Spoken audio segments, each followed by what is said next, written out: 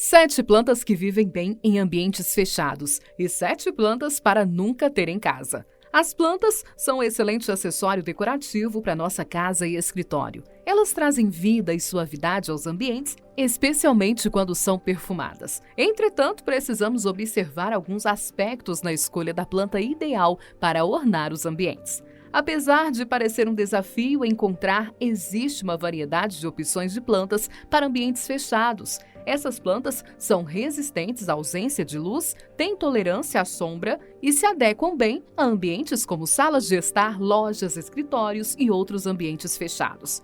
E também, apesar de populares, as plantas são seres vivos e algumas podem não ser totalmente inofensivas ao homem por serem venenosas. Quando temos crianças em casa, precisamos ficar especialmente atentos, uma vez que em certa faixa etária elas gostam de colocar o que encontram na boca.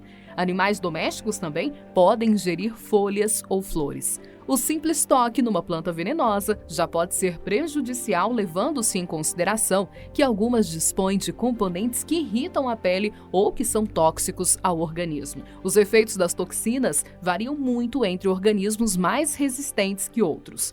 A concentração de veneno potencial para causar danos ao ser humano também muda entre uma planta e outra.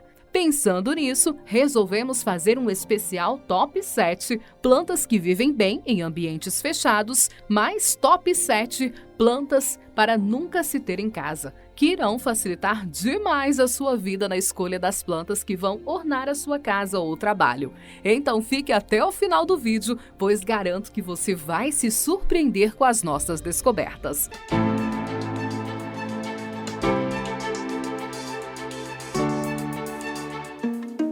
7 plantas que vivem bem em ambientes fechados. 7ª, era inglesa, Hedera helix. Com exóticas folhas estreladas, a era inglesa pode ser usada tanto como planta pendente quanto trepadeira. É encontrada em quase todos os continentes por se adaptar a variações climáticas. Chegando até 12 metros de comprimento, é muito utilizada em treliças, cercas e cobertura. Sendo uma planta muito versátil, se adapta tanto com sol pleno como em ambientes de sombra. 6ª, Gloxinia, Syzygia speciosa. As gloxíneas apresentam folhagem simples com florações exuberantes. É uma planta nativa da América do Sul, muito cultivada no Brasil, sendo uma planta de pequeno porte, que pode alcançar até 30 centímetros de altura. É ideal para cultivo em vasos de centro de mesa. Sua floração ocorre durante o verão e ela exige meia sombra, nunca devendo ficar sob sol pleno. 5ª, Antúrio, Antúrio andreanum. Donos de flores vermelhas radiantes que duram meses, sem perder a vida. Os antúrios são muito resistentes e fáceis de cultivar. Tudo o que exigem é solo e sombra. São plantas naturais da floresta amazônica que crescem sob outras árvores, chegando ao no máximo 50 centímetros de altura. Conferem uma coloração vibrante aos ambientes por muito tempo.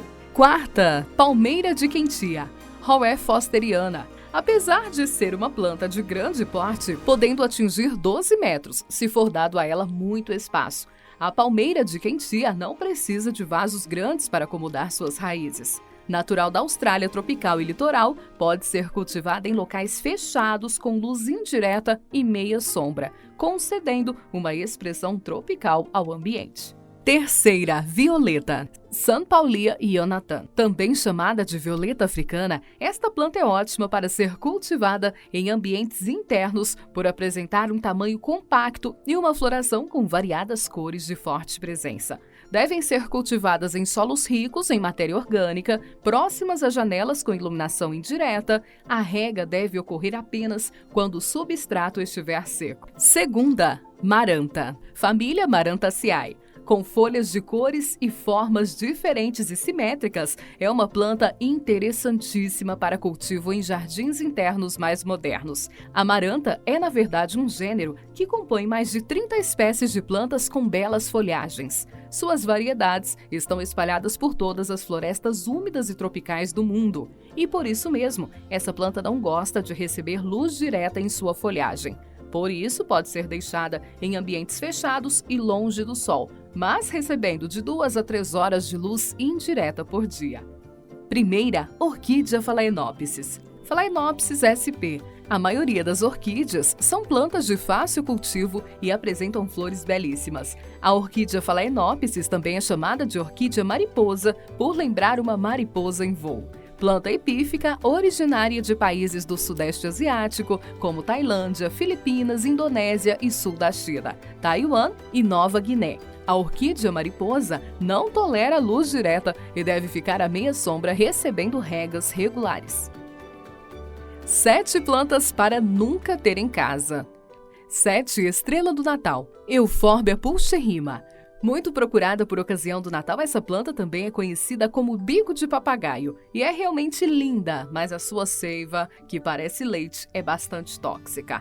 Se você colocar o bico de papagaio na sua casa, não deve manuseá-las sem luvas. Suas toxinas provocam irritações na pele, que de uma coceira podem evoluir a uma dor de queimadura. 6. Copo de leite, Santedasquia ethiopica. Dona de elevadas quantidades de oxálado de cálcio, essa planta encerra toxicidade em todas as suas partes. Quando ingerida, provoca inchaço na boca e na língua, náusea, vômitos, diarreia, produção exagerada de saliva, dificuldades para engolir e asfixia. Se colocada em contato com os olhos, pode gerar lesões na córnea. 5. Philodendron, Philodendron ederecium. Popularmente conhecida como imbé, essa planta é muito bonita, com folhas grandes e imponentes, dando ao ambiente um efeito de cenário. Apesar disso, é necessário cuidado e evitar estar muito perto dessa planta. Seus pecíolos, cabinhos que unem as folhas à planta, emitem uma substância branca leitosa, causadora de irritações na pele e nos olhos, que se ingerida acidentalmente pode levar à asfixia. O negócio é regar e sair de perto. 4. Belladonna, Atropa belladonna. 2 palavras descrevem bem essa planta: linda e mortal. A belladonna costuma ser utilizada como remédio à base de plantas em face de suas propriedades anti-inflamatórias e benéficas ao sistema nervoso. Entretanto, essa planta pode causar grandes estragos em um simples contato. Seus frutos e flores contêm alcaloides, substâncias tóxicas utilizadas na produção de soro venenoso na antiguidade. A belladonna foi utilizada também no Antigo Egito como narcótico e na Idade Média em bruxarias. 3. Hortênsia, Hydrangea macrophylla. Não se admira se você disser que já quis ter hortênsias na sua varanda ou sacada, transmitindo uma sensação de luxo e glamour com belas flores azuis, violetas, vermelhas ou brancas. O interessante é que por trás desta graciosidade existe uma periculosidade, visto que suas flores e folhas encerram a substância hidrangina, que quando ingerida gera reações semelhantes às causadas pelo cianeto, tais como náuseas, aceleração da frequência cardíaca e parada, diarreias, vômitos, convulsões, alucinações e coma. Preciso falar mais alguma coisa?